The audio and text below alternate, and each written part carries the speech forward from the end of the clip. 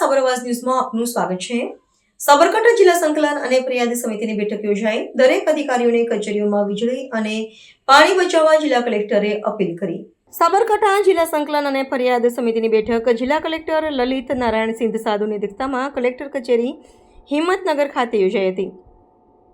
આ બેઠકમાં ધારાસભ્ય શ્રી વીડી ઝાલાએ શહેરમાં વીજ લાઇન, તાલુકામાં નવી મંજૂર પ્રાથમિક શાળાઓ, માટી જમીન અને મકાની ગ્રાન્ટ અને પ્રશ્ન દેરોલ બ્રિજ, નેશનલ હાઈવે, શહેરમાં ટ્રાફિકની સમસ્યા, શહેરી વિસ્તારમાં બાકી રહેલા રોડ રસ્તાના કામો, સિવિલ હોસ્પિટલમાં કમ મેડિકલ કોલેજથી આગળ રોડ પહોળો કરવાના પ્રશ્ન, શહેરમાં મોતીપુરા બ્રિજની આસપાસ બ્યુટિફિકેશન, રિવરફ્રન્ટ બ્યુટિફિકેશન, અંડરગ્રાઉન્ડ વીજ લાઇન, આરટીઓ સર્કલ બ્યુટિફિકેશન તેમજ કેન્દ્રીય વિદ્યાલય અને ત્રિવેણી હાઈસ્કૂલ આગળ વિદ્યાર્થીઓની સેફટી માટે બેરિકેડ વગેરે અંગેના પ્રશ્નો રજૂ કર્યા હતા।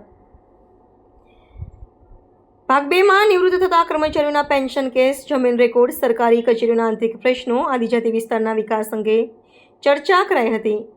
આગામી સમયમાં યોજાનાર બોર્ડની પરીક્ષા શાંતિપૂર્ણ માહોલમાં પૂર્ણ થાય તે માટે અમલીકરણ અધિકારીઓને જરૂરી સૂચનાઓ આપવામાં આવી હતી। આ સાથે જળસંચય અભિયાન અને વીજ બચાવ અભિયાન અંતર્ગત દરેક અધિકારીઓને પોતપોતાના વિભાગ અને કચેરીઓમાં વીજળી અને પાણી બચાવવા જિલ્લા કલેક્ટરશ્રીએ અપીલ કરી હતી।